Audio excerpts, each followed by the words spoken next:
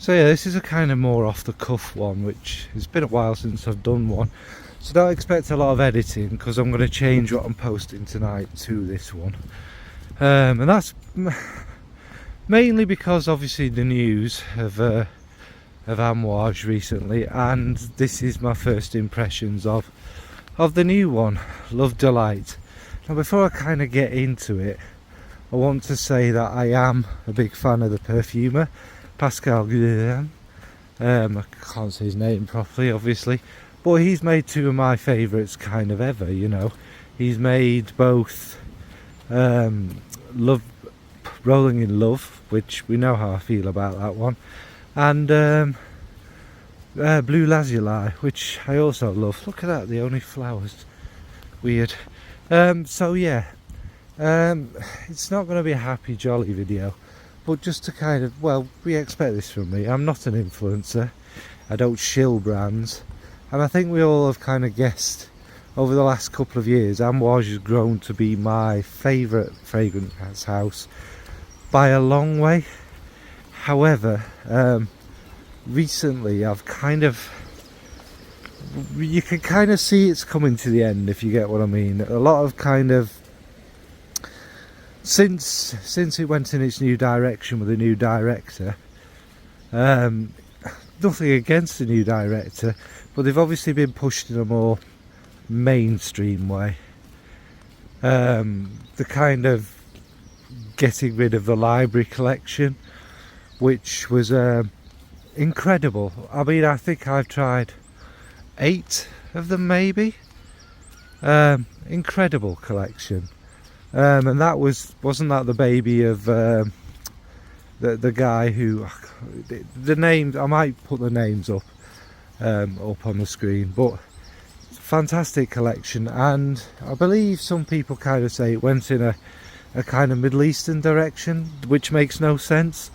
It's from Oman, it is a Middle Eastern brand, it stayed maybe more close to its heritage.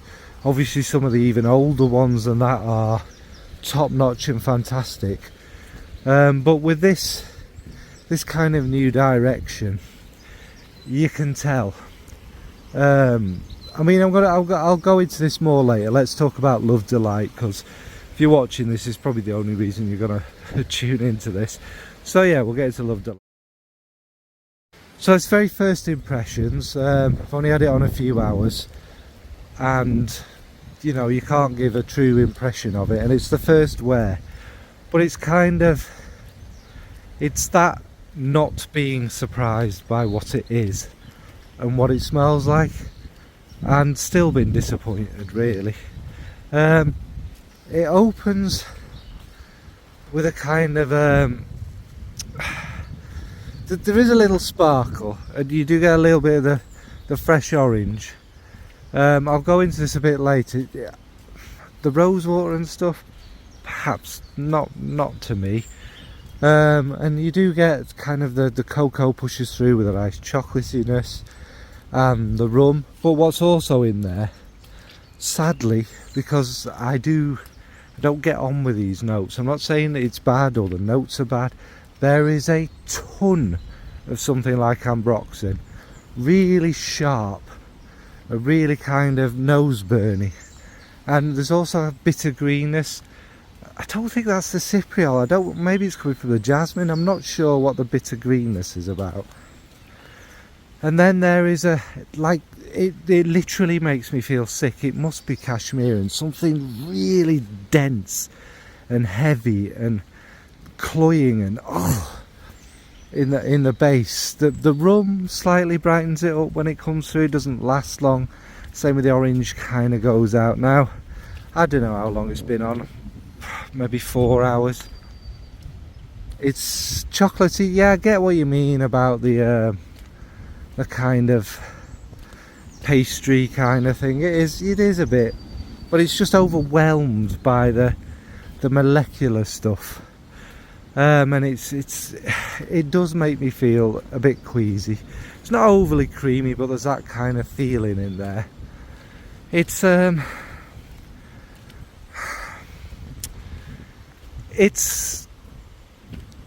nothing new.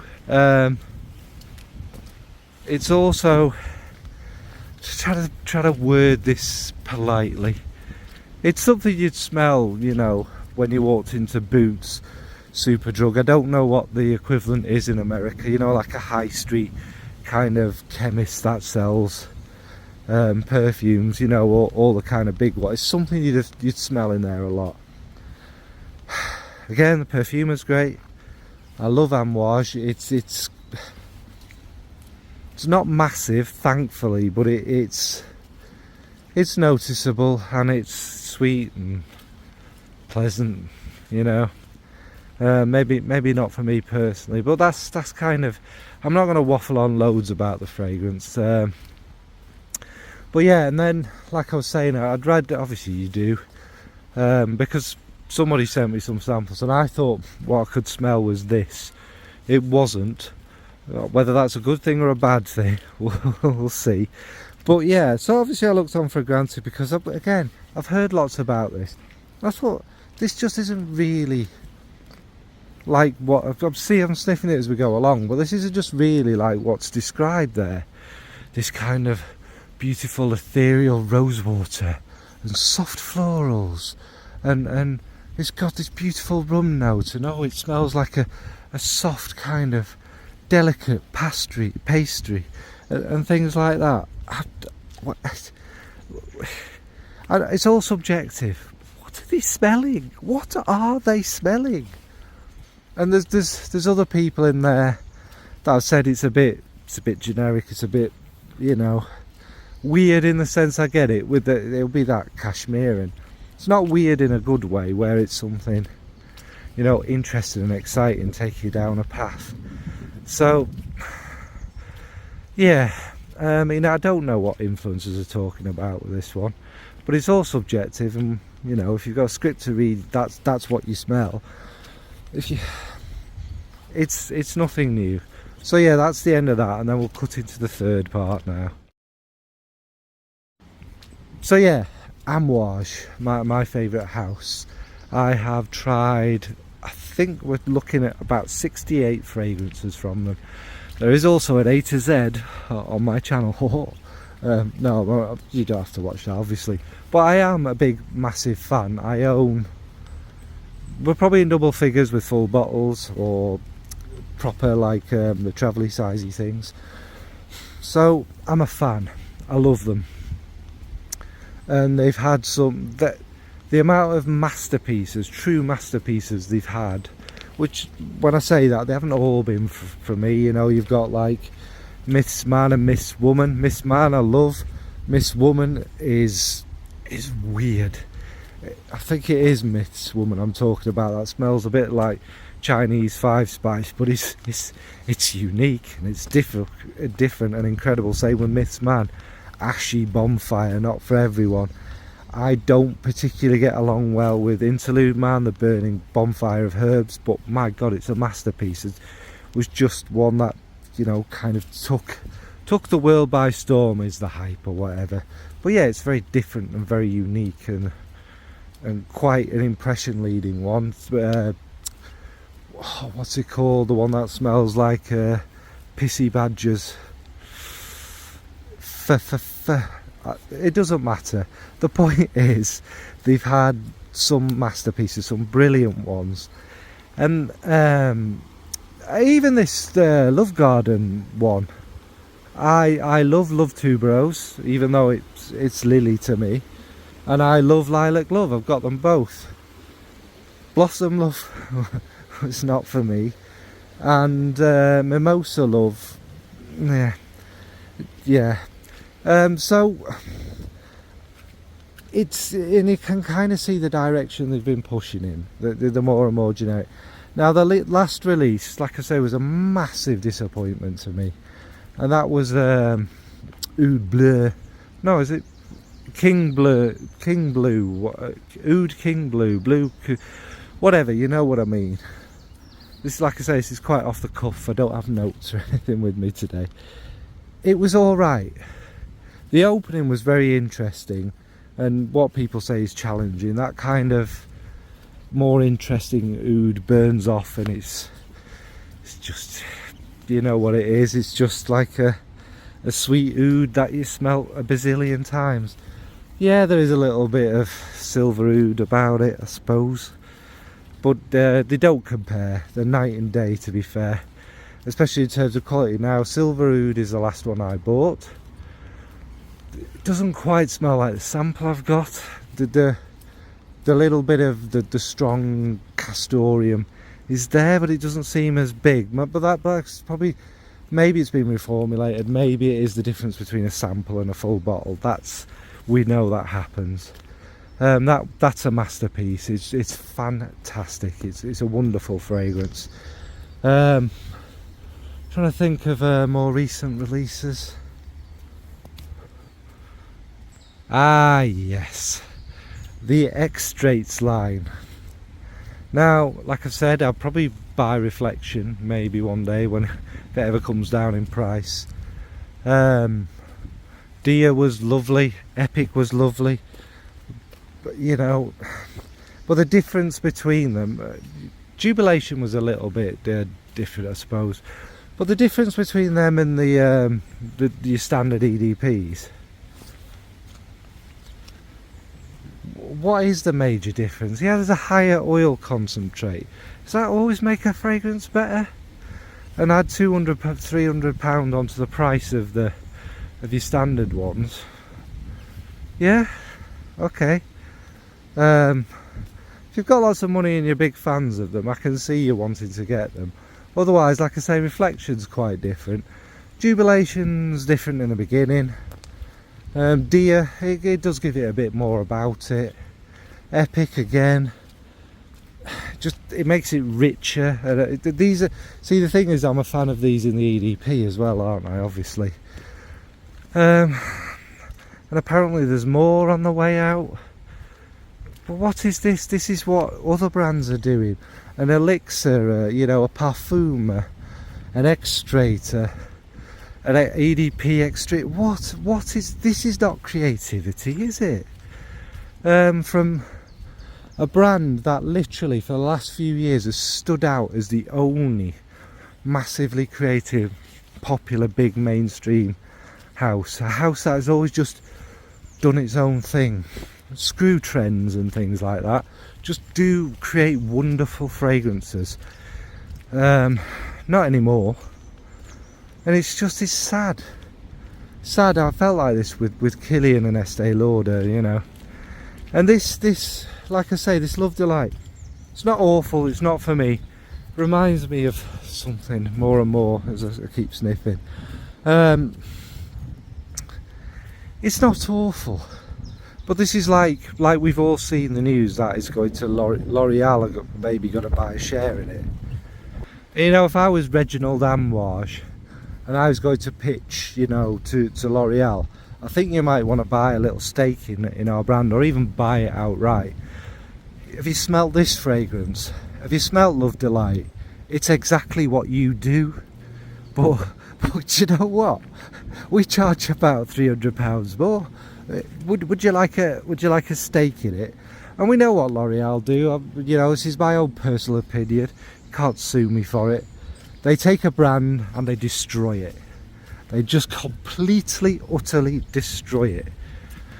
I say this as a mega fan of possibly the greatest designer brand of my kind of lifetime, in my youth and stuff. Mugler. My God, that brand was fantastic, wasn't it? So many weird, like Amouage, creative, weird ones, not for everyone, was groundbreaking, shifting direction kind of fragrances.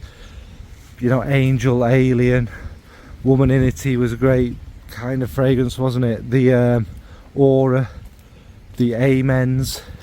The Amens, obviously the original was again, really original and unlike most things. And they were just brilliant creative fragrances.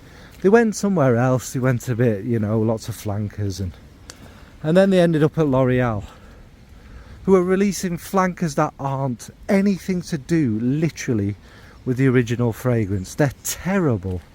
Terrible. They've reformulated to death the originals. So they're not even a bad clone of the originals. They're like a body spray of the original mixed with something completely different.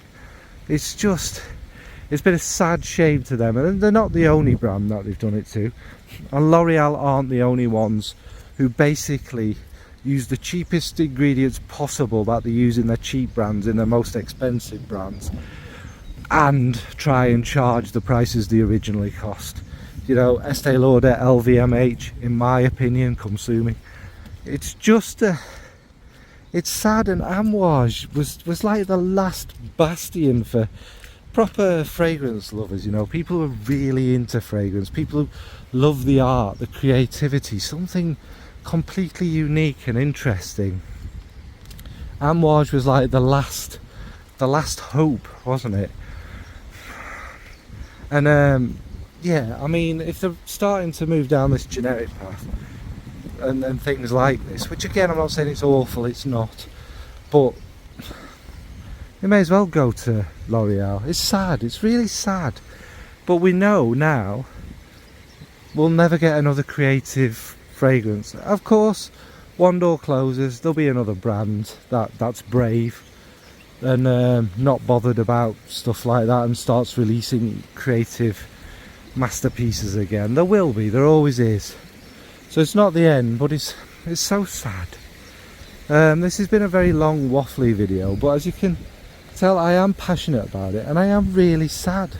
Like I say, Killian, you know, they were never massively groundbreaking fragrances to start off with. They were beautiful. They were so beautiful, so well done, so thoughtful. And then Estee Lauder, flanker, generic, as much generic stuff as you can pump out. Do you know what? This now it's wearing, I'm thinking, what's it reminding me of? With this kind of almost creamy, coconutty feel in the bottom. And I think it's just every generic scent that's about at the moment. Look, it was nice loving Amouage, and I will treasure my older bottles. There's still about a handful full that I want. You know, I want Goldman and Deer, a proper big bottle, not just the travel. And you know, it's Jubilation, probably, like I say, that Reflection X Straight, which is vastly expensive. But once they did that, once they changed direction and became an influencer brand, I think we knew, I think all of us knew, this is the end, isn't it? This is, Amouage is no more. And I think maybe they'll prove me wrong, and they'll not sell it, and they'll go, do you know what, this kind of isn't working, this trying to be mainstream, let's go back to being crazy. I don't know, we'll see, won't we? But L'Oreal, really? But okay, because they're so used to managing massive brands like that, aren't they? Yeah, I guess this is it, and this is the end of the video now. I'm not going to do a conclusion because all that's needed to be said is said. What about you? I mean, are you an Amouage fan? How do you feel about this? Do you think this is the end now? Have you been impressed with the newer releases? Maybe you love them. There's nothing wrong with being more mainstream, is there? Nothing wrong with it at all. And throwing out a few interesting, crazy ones. I mean, the Odyssey line wasn't that bad. It's obvious Guidance was going to be the superstar, wasn't it? Because it was fairly easy. They got some interesting points about it, but as soon as you heard lots of male reviews dismiss it as feminine, and then it kind of exploding and everyone going, well, you know what, I smelt it and it was a struggle, but now I've completely changed my mind. The influencer speak. So yeah, but there was ones in there. The Search, which was the citrusy one, it was a good citrus, it was interesting. What was the other one? There was one I wasn't a big fan of, and then there was this kind of an Oasis kind of one, which was nice. Anyway, I'm waffling. So yeah, what was your favourite Amouage brand? Are you excited about them moving to L'Oreal? Is there a brand L'Oreal hasn't destroyed? Alright folks, thanks for watching, bye.